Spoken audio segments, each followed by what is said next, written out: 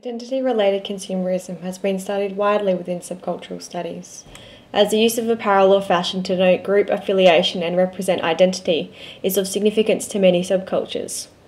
Of importance to this paper is how sneakers, as subcultural artifacts, allow wearers to engage in identity-driven consumerism. Specifically, the ways in which sneakers are used to represent subcultural status and thus position within the subculture's hierarchical structure is analysed. This paper has three objectives. First, it argues for an understanding of New York City sneaker subculture as a subculture of consumption. Second, the exploration of the relationship between the self-defined categories of sneakerheads and the subculture's hierarchical structure extends understandings of complex hierarchies within subcultures of consumption. Finally, this paper argues for an understanding of sneakers as significant subcultural goods, capable of carrying meaning and endowing their wearer with capital. This study is founded upon the understanding of New York City sneakerhead community as a subculture, a term of increasingly contested relevance and meaning. Traditional subcultural studies out of the Birmingham Center for Contemporary Cultural Studies focus on rebellion against capitalist dominance, and are centred upon the British, male, youth, working class nature of subcultures. The fundamental issues of class tensions and rebellion underpinning CCCS theories are clearly lacking from the voices of New York City sneakerheads. Thus, we need to look beyond these traditional definitions to understand the workings of New York City's sneaker subculture. Many contemporary works focus on terms such as consumer cultures and neo-tribes. While New York City sneaker subculture revolves around the consumption of goods, many sneakerheads are known to engage in traditional collectors' practices, for example hoarding sneakers in mint fresh condition, diverging from the consumer culture focus on the conspicuous consumption of goods. Maffesoli's neo-tribes describe the way shared lifestyles and tastes are forming the basis of social tribes. While ties to Maffesoli's focus on socialization through consumption are clear, simply considering the sneaker subculture as a neo-tribe reduces it to a collective of individuals with a shared interest, thus failing to emphasize the significance of meanings attached to sneakers and the ways in which sneakers are used to create and represent individual identity. It is here that Thornton's understanding of subcultures is drawn upon. Thornton argues that youth subcultures are taste cultures. This goes some way to understanding New York City sneaker subculture, yet fails to fully address the diverse patterns of consumption within. From this understanding of subcultures, New York City sneaker subculture is assessed as a subculture of consumption, as understood by Schouten and McAlexander. Here, subcultures of consumption are social groups formed not around tastes, but around ethos that are reflected in consumption patterns. These subcultures engage in consumption not as an end in itself, but as a means of representing ethos, and it is commitment to the ethos that earns status. Schouten and McAlexander's Subcultures of Consumption provides a necessary theoretical framework for a reading of New York City sneaker community as a subculture of consumption, complete with a hierarchical structure based upon commitment to the ethos. With New York City sneaker subculture thus defined as a subculture of consumption, the identity value of material objects will be explored next.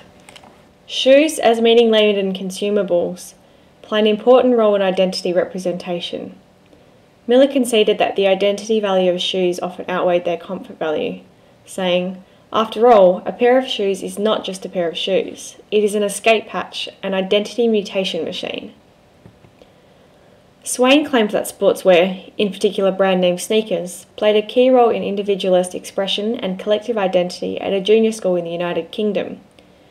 Just as his youth used sportswear and sneakers for self-classification, inclusion and differentiation, sneakers are used by members of New York City's sneaker subculture to represent individual identities, their membership within the subculture, and the category of sneakerheads to which they belong.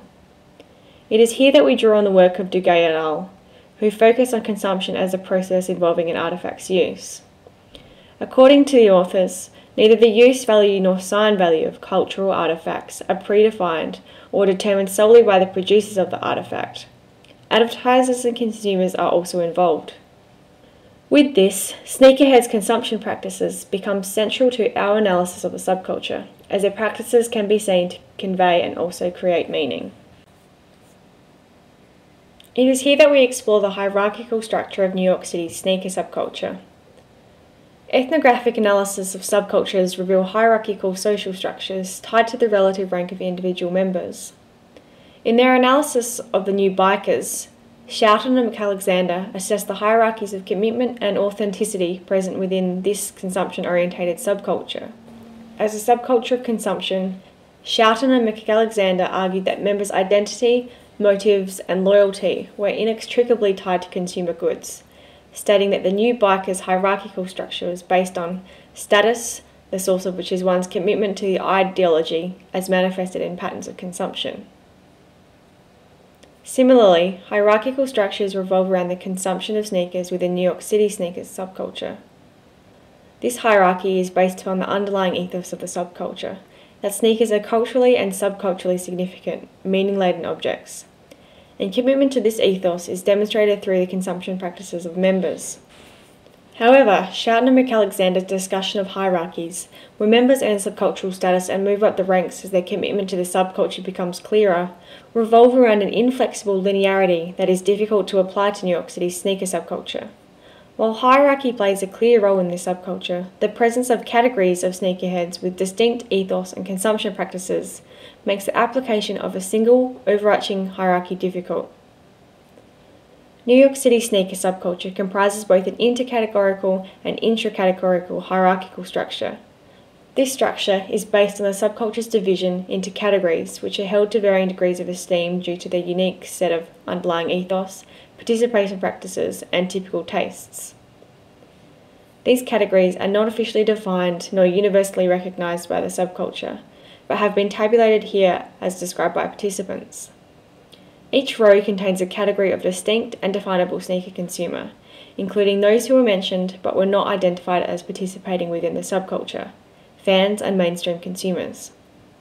The perceived hierarchy discussed by participants has been represented by the use of shading. The darkest row refers to the most committed and authentic members of the subculture, with decreasing levels of authenticity and commitment as the rows continue to lighten. It must be noted that interview participants only identified as belonging to a small range of the categories they defined, and their perception of the subculture's hierarchical structure is likely to be biased by their own position. Thus, the hierarchical system discussed herein is representative of the views of interview participants, who largely place themselves at the top of the hierarchical ladder. This is not surprising, as identity talk is largely self-other talk, whereby agents attempt to represent themselves as morally superior to the identified other. With these categorical distinctions thus understood, the ethos, participation practices, and typical purchases of subcultural members can be conveyed through their sneakers. Often, both sneakers and consumption practices must be assessed to determine the categorical status of sneakerheads. With this, a sneakerhead may earn subcultural capital through the demonstrated ownership of a revered pair of sneakers, yet their consumption practices will then be evaluated to determine which category the member belongs to. This is because many sneakers are esteemed by multiple categories of sneakerheads, while the consumption practices of the categories differ significantly. In understanding how consumer goods are moulded and appropriated, the complexities of consumption as communication must be recognised. One participant, an 18-year-old from Brooklyn, discussed how it was sometimes necessary for him to assess a sneaker wearer's outfit in order to determine their subcultural membership status. The participant turned to the table behind us, and with a brief glance he was confident in identifying a nearby female as a sneaker fan. Due to the poor lighting conditions and distance involved, he was unable to distinguish whether her Jordan sneakers were the original or early retro releases revered by the subculture, or the mainstream version so widely available. Instead, he drew on the contextual information of her clothing choices. The participant explained that the absence of popular sneaker subculture brand labels from her clothing indicated her status as a fan. Thus, it is important to recognise that sneakerheads' identity work is not a simple process limited to the consumption of shoes. It is also reliant on subcultural knowledge. To earn status within a category of sneakerheads, members must identify and align themselves with the core values and practices of that category. Sneakerheads must then demonstrate commitment to the ethos of the category in order to obtain ascendancy within this intra-categorical hierarchical structure. For hypebeasts, status is earned through demonstrated ownership of the most sought-after new releases. For connoisseurs, status is earned by wearing rare, culturally and/or subculturally significant sneakers. In addition, sneakerheads must earn status through recognised subcultural capital in the form of knowledge. Expected knowledge includes an understanding of each of the different categories of sneakerheads, their specific ideologies, behaviours, and the sneakers that they buy, the different rankings that these categories hold, and the relationship between these categories. Subcultural capital also includes knowledge of the supply side of sneakers, as sneakerheads are revered for knowing which sneaker stores sell which shoes and at what price, information about upcoming releases, and understanding the monetary value and subcultural and cultural significance of past, present, and future models of sneakers. Sneakerheads' identification with a category of subculture members constrains the status that they can be awarded by the greater subculture. Sneakerheads must not only consume sought-after sneakers in order to represent their commitment to the subculture's overarching ideology, they must obtain enough subcultural capital in the form of knowledge to understand the right sneakers to consume and the right consumption practices to engage in. Being able to understand what is right in terms of purchase and practices is dependent on sneakerheads' successful identification of the categories of sneakerheads and effective alignment with the specific ideologies and practices of a particular subgroup.